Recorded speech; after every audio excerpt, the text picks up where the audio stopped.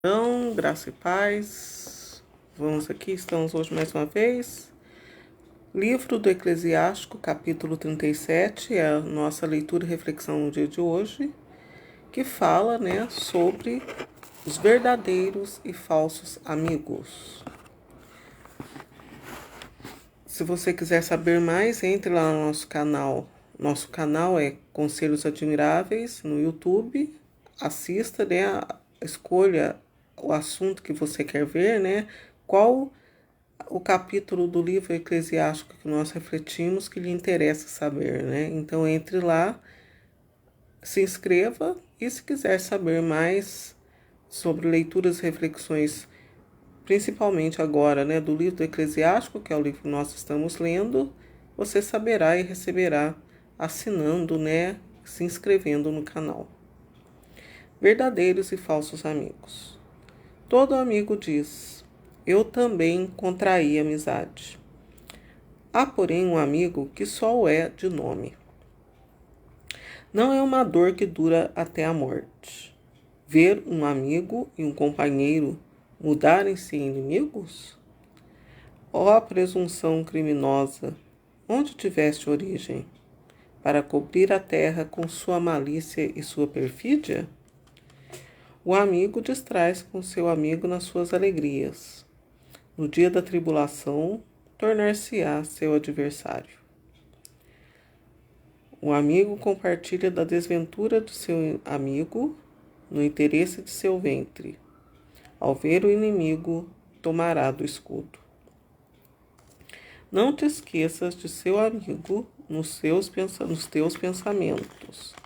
No meio da riqueza, não percas a sua lembrança. Prudente escolha de um conselheiro. Não te aconselhes com aquele que te arma um laço. Esconde tuas intenções àqueles que têm inveja. Todo conselheiro dá sua opinião, mas há conselheiros que só têm em vista o próprio interesse. Estejas prevenido quando tratar-se de um conselheiro. Informa-te primeiro quais são os seus interesses, pois ele pensa em si mesmo antes de tudo. Teme que ele plante uma estaca no solo e te diga: estás no bom caminho, enquanto se põe defronte para ver o que te acontecerá. Vai consultar um homem sem religião sobre as coisas santas, um injusto sobre a justiça, uma mulher sobre sua rival, um tímido sobre a guerra, um mercador sobre o negócio, um comprador sobre uma coisa para vender, um invejoso sobre a gratidão, um ímpio sobre a piedade, um homem desonrado sobre a honestidade, um lavrador sobre o seu trabalho, um operário contratado por um ano sobre o término do seu contrato, um criado preguiçoso sobre uma grande tarefa. Não confie neles e em nenhum de seus conselhos. Sê, porém, assíduo junto a um santo homem, quando conheceres um que seja fiel ao temor a Deus, cuja alma se irmã na tua, e que compartilhará da tua dor quando titubeares nas trevas. Fortalece em ti um coração prudente, pois nada tem mais valor para ti. A alma de um santo homem descobre às vezes melhor a verdade que 7 sentinelas postas em observação numa coluna. Mas em todas as coisas ora ao Altíssimo, para que ele dirija teus passos na verdade.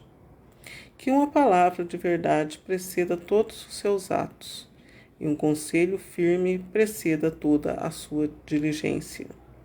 Uma palavra má transforma o coração. Dela vêm 4 coisas: o bem e o mal, a vida e a morte. Sobre estas, quem domina de contínuo é a língua. Verdadeira e falsa sabedoria.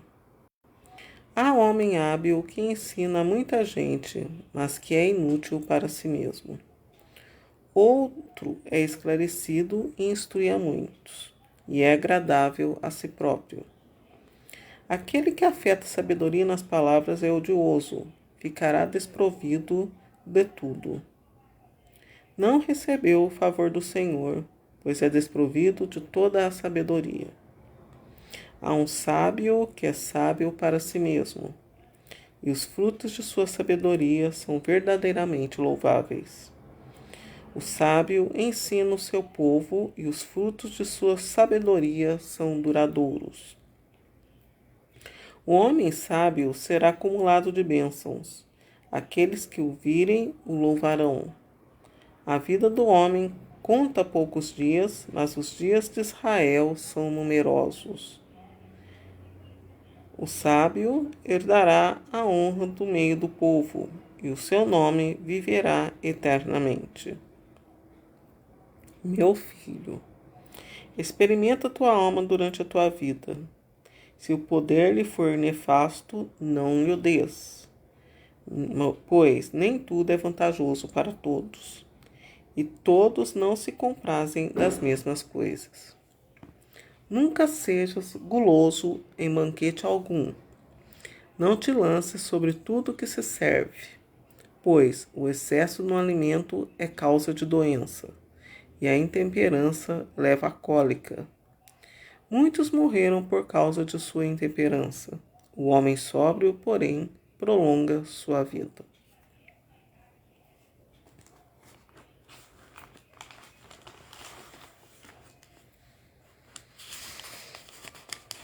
Então, verdadeiros e falsos amigos é o primeiro título, né, desse capítulo 37.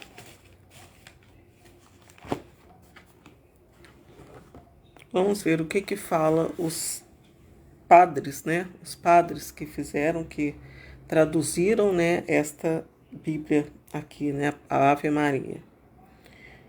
Capítulo 37, versículo 10 fala de uma estaca no solo. Trata-se, sem dúvida, de um laço. Então, esse aqui está, né, falando, teme que ele plante uma estaca no solo, né? Aquele amigo, né, que é traiçoeiro. Na verdade, não é um amigo, né? É uma pessoa traiçoeira. É um inimigo. Que coloca ali uma estaca, né, justamente no lugar que é o perigo, né? A estaca está ali justamente para marcar o lugar que vai ser, né, o laço, né, o perigo. Então, este que é o falso amigo, né? Infelizmente, todos os caminhos têm um obstáculo. Não se pense que os caminhos são retos, que os caminhos não são retos, não, né? Então, cada vez que a pessoa sai na rua, ela tem que se consagrar a Deus, consagrar a Jesus, porque os caminhos, né, são perigosos, né? Os caminhos, por mais é um dia ensolarado, ai que lindo dia, que linda visão, que linda vista, mas os laços, né, dos inimigos, as setas mortíferas, elas estão para todos os lados, né? E se você passa no lugar ali, aquele lugar, se abusar, te arranca o resto, né, dos bens que você tem às vezes, né? Então tem que saber nunca sair de qualquer jeito na rua sem se consagrar a Deus, sem entregar o dia a Deus, né? Sem pedir a bênção de Deus. Todo dia tem que ser um dia consagrado a Deus, porque os dias, né, são traiçoeiros, os dias são maus, né? Continuando aqui, né, no capítulo 1, voltando ao versículo 1, todo amigo diz, eu também contraí amizade, né? Isso está cada vez mais, até pelas maldades dos dias, de se conseguir um amigo, ou de sempre estar conversando com um amigo, né? Porque os dias são muito corridos, os dias estão né, sempre tem alguma coisa, não ter a alegria agora, né? Sempre alguém tem algum motivo para se entristecer, né? Muita correria, né? A vida ela corre muito. Isto, né, faz essas palavras aqui realmente, né, acontecerem. O amigo compartilha das desventuras do seu amigo no interesse do seu ventre. Esse aqui está no versículo 5. ao ver o inimigo, tomará do escudo. Não te esqueça de teu amigo nos teus pensamentos, no meio da riqueza, não percas a sua lembrança. Então, é o que está falando, né? Os dias são tão corridos, realmente, os dias são um laço, né? Por isso que você tem que pedir, entregar a Deus o dia, porque ao Espírito Santo, porque o Espírito Santo, ele ora a Deus e o Espírito Santo levará o pedido, a oração, certamente daqueles amigos que teriam que ser lembrados, mas que a vicissitude do dia a dia, né, a correria do dia a dia impede de sempre se estar lembrando, né, as pessoas. Não te esqueças do teu amigo nos teus pensamentos, no meio da riqueza, não percas a sua lembrança. Então, sempre estar lembrando daquela pessoa que se tornou seu amigo, que lhe foi confidente, que escutou algum desabafo seu, né? Aquela pessoa que no meio do caminho parou para escutar as suas tribulações, digamos assim. Então, sempre lembrar dessas pessoas, né? A escolha de um conselheiro, esse versículo 10, né? Ele está aqui nesse item, prudente escolha de um conselheiro, né? Então é isso, né? O conselho é um dom sublime. O conselho é um dom do Espírito Santo. Mas infelizmente é o que muito se vê, né? Poucas pessoas evocam o Espírito Santo. Poucas pessoas procuram o Espírito Santo, né? Sempre achando que ainda vai encontrar alguma coisa sem o Espírito Santo. Sem o Espírito Santo na vida, ninguém encontra nada, só perde, né? Então, o conselho é um dom do Espírito Santo. Esse dom do conselho, ele existe desde a criação do mundo. Jetro, sogro de Moisés, logo ali no livro do Êxodo, livro do Levítico, ele dava conselhos a Moisés. Jetro nem era do povo escolhido de Deus, né? Jetro era um sacerdote, mas era um sacerdote que não era do povo eleito de Deus. E ele tinha o dom do conselho, né? Então, o conselho, ele acompanha a vida toda, é um dom do Espírito Santo. Então, o Espírito Santo já estava ali com Jetro, mesmo ele não sendo do povo eleito de Deus, né? Todo conselheiro dá sua opinião, mas há conselheiros que só têm em vista o próprio interesse, né? Então, aqui, no caso, no livro do Eclesiástico, está falando daquele conselheiro que não possuía o dom do conselho no Espírito Santo, né? Ali era um conselheiro, no caso, de coisas carnais, né? De sobrevivência. Aqui o Eclesiástico, que é Jesus, né? Jesus, antecessor do nosso Jesus Salvador, ele está referindo aos dons dos conselhos do dia a dia. Porque naquela época, né? O povo de Deus, né? O povo de classe mais baixa, eles nem sabiam que poderia existir uma vida além daquela. E esse povo da classe mais baixa, ali nesse tempo já havia pessoas mais entendidas, pessoas que levavam a mente para mais além, que já se começava já nessa época a se esboçar a ideia da vida eterna. As pessoas já tinham noção de ressurreição, né? Então, nessa época aqui do livro do Eclesiástico, as pessoas já tinham um nível de intimidade ao conselho sem o Espírito Santo, né? Um mercador, aqui está falando para se consultar, né, no conselho. Peça lá um conselho, né, para um homem sem religião, né, sobre coisas santas, né. O que ele vai falar? Ele não tem religião, você vai pedir um conselho para ele, o que ele vai te dizer, né? Nem procure perguntar, nem procure. O conselho que eu te dou é nem perguntar. Uma pessoa sem religião para perguntar sobre coisas santas, não é bom nem procurar saber qual que vai ser a resposta, né? Um injusto sobre a justiça, a mesma coisa, né? Nada disso que eu estou citando aqui, nem procure saber. Uma mulher sobre sua rival, um tímido sobre a guerra, né? Um mercador sobre o negócio, um tímido sobre a guerra. Vou só falar aqui do tímido sobre a guerra. E o que você achou da guerra? Né? Ah, que guerra! Eu quero é paz, né? Então, é essas coisas assim, né? Um mercador sobre o seu negócio, sobre o negócio, né? Você vai falar sobre um mercador sobre o negócio, né? Um comprador sobre uma coisa para vender, né? Se ele está comprando, como é que você vai perguntar de alguma coisa que é para vender, né? Um invejoso sobre a gratidão. O que o invejoso sabe sobre gratidão? O invejoso nunca é grato, né? O invejoso, a pessoa está dando lá, tirando o coração, né? Pondo o coração para fora, para poder ajudar a outra pessoa. O outro ainda quer ter aquilo, né? É, sempre achando que tem que ter aquilo que a outra pessoa tem, né? Nunca é grato.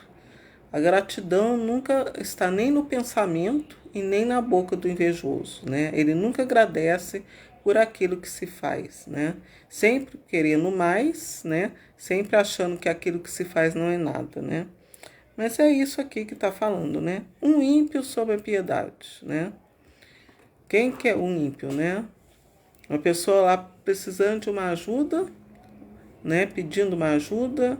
Se a pessoa tem condições de dar um prato de comida todo dia para aquela pessoa, né? Mas não tem piedade. Então ele quer mais se livrar daquela pessoa que está precisando do prato de comida que ele tenha mais, né? Então isso não é piedade. Prefere às vezes até jogar no lixo, né? Só para não ver a cara do sujinho, do fedidinho que está na frente dele, né? Então é isso, né? Essa pessoa é ímpia, né? Ela quer, né? Prefere jogar no lixo do que dar atenção e dar aquele prato de comida que sobra para aquele pedinte, né? Então essa é uma pessoa ímpia. Ímpia é um exemplo de impiedades que acontece por aí, né? Um operário contratado por um ano sobre o término do seu contrato. O empregado geralmente ele quer trabalhar mais para poder ter mais dinheiro, né? Se vai falar para ele do término do contrato, o que, que ele vai te responder, né? Na verdade, o operário contratado por um ano, ele quer ser contratado por mais tempo, né? E o que que também ele vai falar, né? Ah, aquela empresa não prestava, né? Então essas coisas, não perca, né? Às vezes você tá ali na vaga daquela pessoa, e a pessoa, você vai perguntar para ele, o que que vai responder? Essa empresa não vale nada, né? Então não peça conselho para ele, né? Um criado preguiçoso sobre uma grande tarefa, né? Você vai perguntar, o que que vai falar? Ah, esse serviço não serve, não vai dar resultado, né? Então é isso.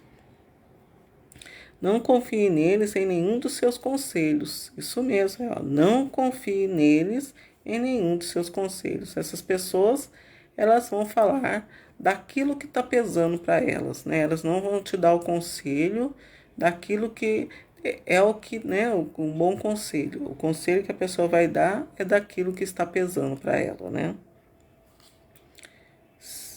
Se, porém, assíduo junto a um santo homem, quando conheceres um que seja fiel ao temor a Deus, né? Então é isso. O que que é ser fiel ao temor a Deus? O trabalho, ele é consequência do temor a Deus. A pessoa temente a Deus, ela vai receber porque foi temente a Deus. É por isso que não se, né, que cada vez mais os trabalhos são inúteis, né? Porque a pessoa quer fazer aquilo, né, sem temer a Deus. Então, sem temor a Deus, o trabalho não frutifica. O trabalho, primeiro você tem que ter fé, primeiro você tem que temer a Deus para depois trabalhar. Trabalhar é consequência do temor a Deus.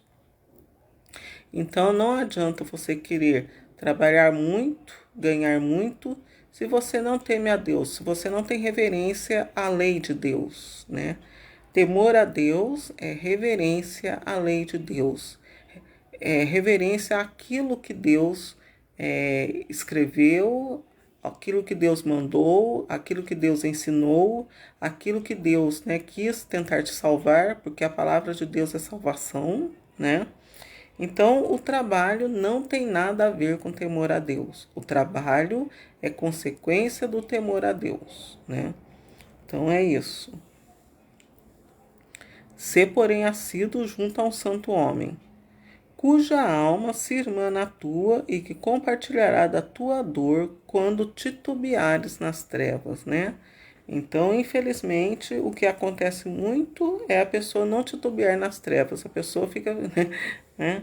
Então, porque a santidade, né, ela é algo que a pessoa vai adquirindo durante a vida. A pessoa, raramente a pessoa nasce santa, né? Às vezes a pessoa pode até nascer santa já por um desígnio de Deus, né? Porque Deus tudo pode. Mas a santidade ela vai se solidificando à medida que a pessoa vai vivendo, né? A santidade ela é dom de Deus, né?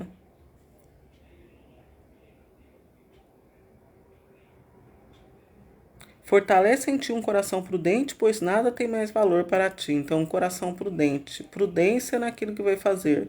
Não ir fazendo só, sem pensar. Se a pessoa pega e manda, ó, você pega aquele coração prudente é esse, né? Você pega aquela caixa que está aqui e põe naquele lugar, né?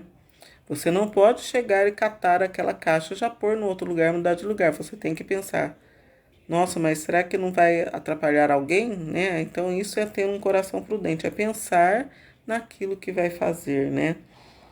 Ver se você não vai atrapalhar outra pessoa, né? Então, o coração prudente é esse, é você procurar ver se você não vai atrapalhar outra pessoa. Isso é em todos os setores da vida. É a saúde, é o setor pessoal, é a vida particular de outra pessoa. Então, são todos os setores da vida, o coração tem que ter prudência para agir, né? Não ir agindo de acordo com o que se está vendo. Procurar saber além daquilo que se está vendo, né? A alma de um santo homem descobre às vezes melhor a verdade que 7 sentinelas postas em observação numa colina, né? Verdade mesmo. Então, a alma de um homem santo descobre às vezes melhor a verdade que 7 sentinelas postas em observação numa colina. Então, mais vale uma pessoa santa do que uma colina habitada. Mais vale uma alma, né? Uma alma santa, né? Que vai, né? E muitas vezes a pessoa, aí é que acontece, é isso que eu falei para você, né? Temor a Deus, aqui tá entrando um temor a Deus, né? Então é preferido ter uma pessoa que já fala e resolva já. Uma alma santa, ela resolve um problema de um século mais do que 7 sentinelas numa colina, né? Às vezes a alma santa, aquele conselho, aquela verdade que a pessoa fala para você, ela vai te livrar de você ter que penar muitas vezes, entendeu? Então é isso. E o que acontece, né? É a falta de temor. Por isso que muitas pessoas sofrem, né? Até tem muita gente que fala, até o inimigo tem dó de vocês, né? Porque até o inimigo é, ele pensa, poxa, mas que povo ruim, que gente ruim, né? Então, muitas vezes a sabedoria, ela vale mais do que o dinheiro. Tem até num livro sapiencial, acho que é no livro da sabedoria, que fala, está-se rico, né? À sombra da sabedoria, como se está rico à sombra do dinheiro, né? Então, a sabedoria, muitas vezes, ela vale mais do que muitas horas de trabalho, né? Ela tem mais valor, é mais riqueza do que muitas horas de trabalho. Então, não adianta querer fugir do que Deus fala, só traz atraso para a vida da pessoa, né? Mais vale você trabalhar, ou, às vezes, até passar um pouco de aperto, de necessidade, do que infringir a lei de Deus, né? Infringir a lei de Deus só traz atraso para a vida da pessoa, algum problema. Pode-se ver, quem não segue a lei de Deus, muito peso para a vida a pessoa carrega, né? A gente nota sempre isso mesmo, né? Sempre é isso. A gente, quando peca, traz peso para a vida da gente, né? É o que está falando também do amigo, né? E cuja alma se irmã a tua, né? Aqui voltando no versículo 16, e que compartilhará da tua dor quando te titubeares nas trevas, né?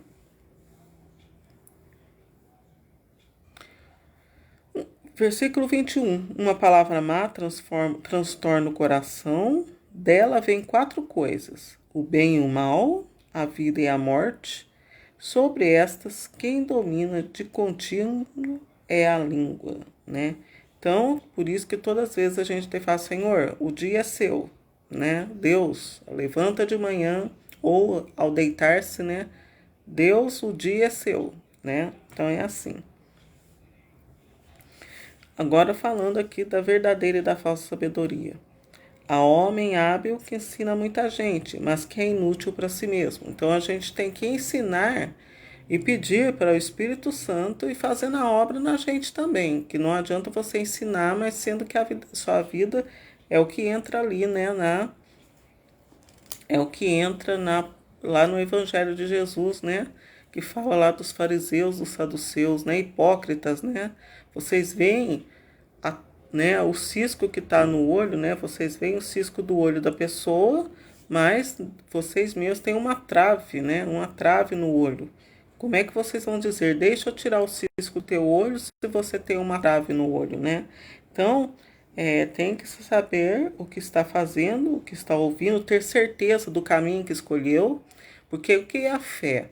A fé, muitas vezes você está andando no escuro, mas se você tem fé, você tem certeza que apesar do caminho de treva que você está passando, Deus tem algo preparado para você. Então é a fé, né? Então a habilidade, a gente tem que ter o tino, né? O tino espiritual para ver isso. Não ver só a aparência. Ah, você está falando de mim também, que acontece isso também. Mas você não sei o quê. Mas há uma diferença, né? Então, a fé, ela pode tornar a gente fazer alguma coisa que às vezes o outro fala, mas você não pode fazer. Mas se a pessoa tem fé, ela sabe que Deus irá, né?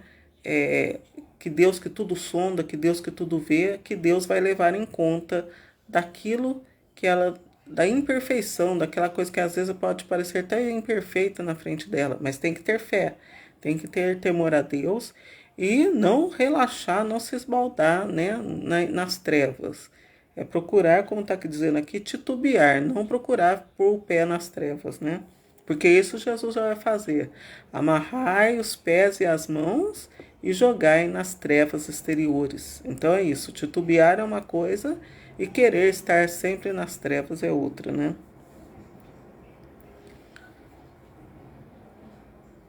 Outro esclarecido e instruir a muitos e é agradável a si próprio, né?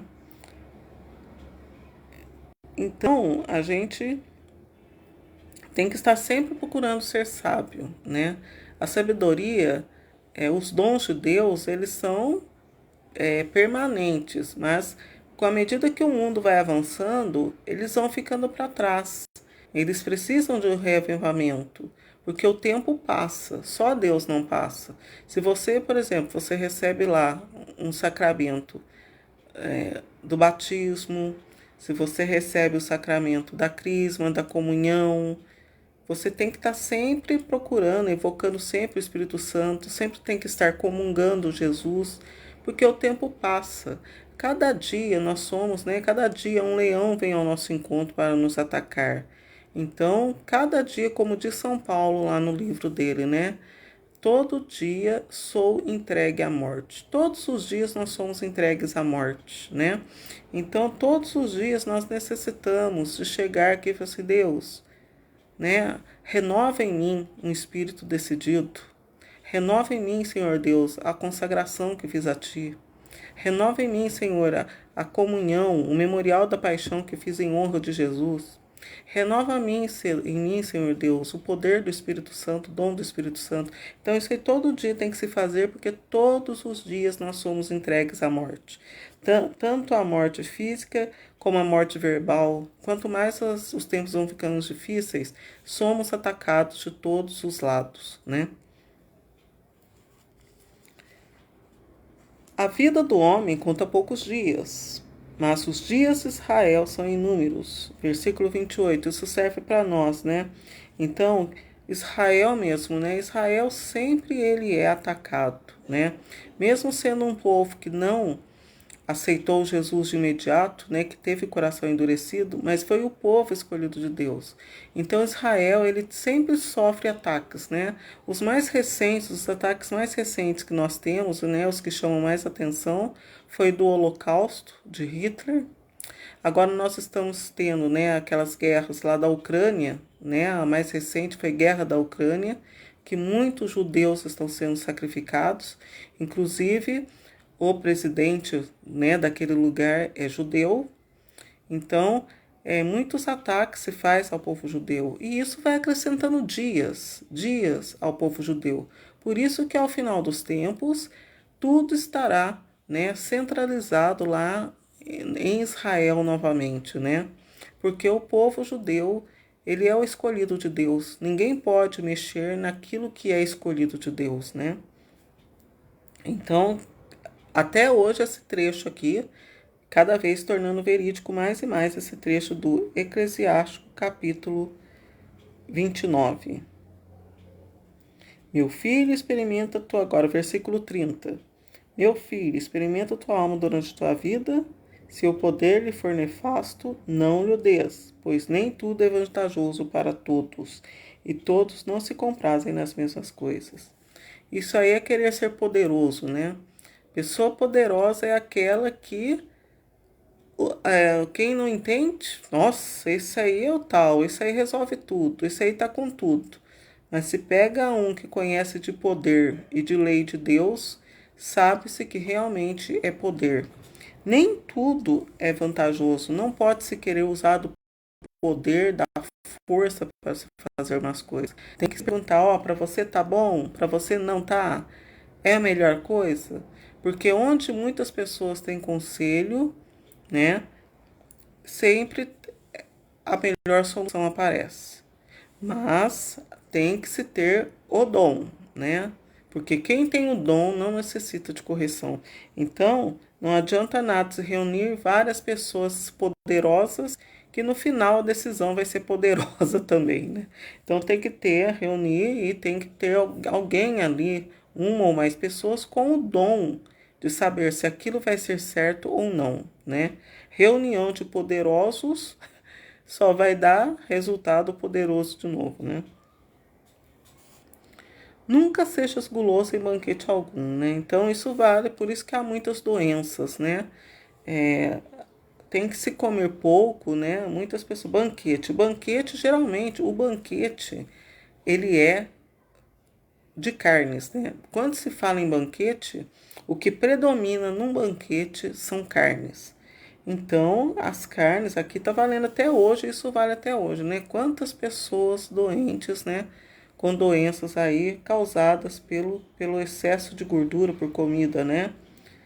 E isso, né, não se pode comer muito porque quando Deus deu para o homem dominar, né, tudo foi para dominar, não para comer, né?